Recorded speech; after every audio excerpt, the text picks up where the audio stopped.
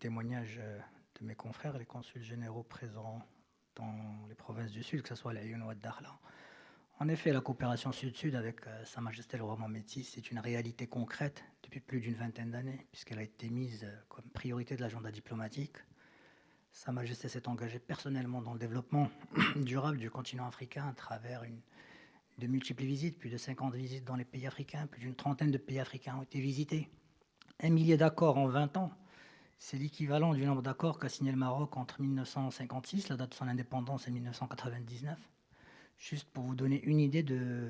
cet engagement personnel, des projets structurants d'envergure régionale ont été lancés, que ce soit des projets de mise en place d'unités de transformation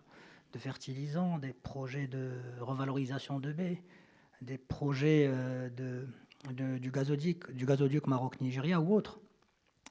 Enfin, bien sûr, une dynamique nationale qui associe à la fois le secteur public, le secteur privé et la société civile, qui porte et qui contribue à mettre en œuvre cette vision royale pour le développement et l'émergence durable du continent africain au quotidien, à travers des projets socio-économiques, mais des actions concrètes sur le terrain avec les frères et sœurs du continent africain. Comme je l'ai cité ce matin, en effet, les provinces du Sud, la Younet Dakhla, s'apprêtent à accueillir les premières générations de nouveaux étudiants africains issus de la coopération du Royaume, puisque nous avons une cinquantaine qui arrive en début de semaine sur la Lyon, et une cinquantaine qui arrive à Dakhla, avec bien sûr pour objectif, c'est qu'ils rejoignent les établissements d'enseignement supérieur, technique et professionnel aussi, pour pouvoir être formés aux côtés de leurs frères et sœurs marocains, et que par la suite, ils puissent contribuer à faire de ces régions-là des plateformes de connexion avec les pays d'Afrique subsaharienne, mais aussi qu'ils puissent être des relais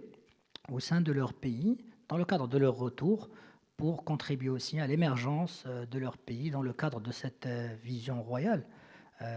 où Sa Majesté avait appelé à plusieurs reprises, un des discours emblématiques, le discours d'Abidjan de Sa Majesté en février 2014, début de citation, l'Afrique doit faire confiance à l'Afrique, fin de citation, et je vous remercie sur ça. Merci beaucoup.